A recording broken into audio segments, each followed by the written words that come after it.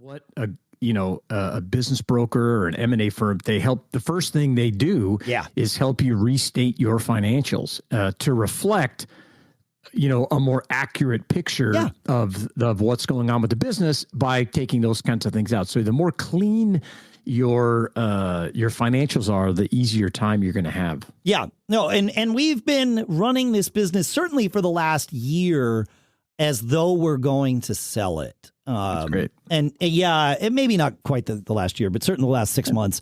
And so, like I said, we've kept it clean. It's been interesting working. I've got one M&A firm. In fact, it's someone that we interviewed on the show, Bob Grewal from Seapoint. Yeah. Yep. That's right. I reached out to him since we knew him.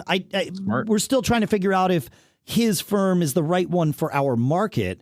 But certainly the size of our business and that sort of thing is there. And he actually had some great news that he shared with me that I think is okay for me to share here.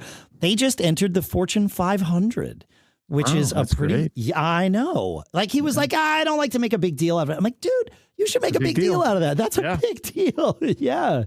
And so I've been, working with him and learning a lot, even just in the first. I mean, it's such an early stage where it's just the He's a great guy though, because he's a skeptic, right? Yes, and he's not going to tell it, because a lot of these M&A folks, and I've talked to a few, they tend to pump you up because they see lots of fees down the road, and, right?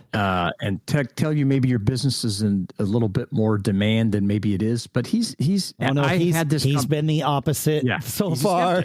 That's what you want. I think that's good. It's like, well, realistically, this and that, and he, even just the conversations I had with him, he helped me understand, here's what's in demand, here's what's not. Yeah.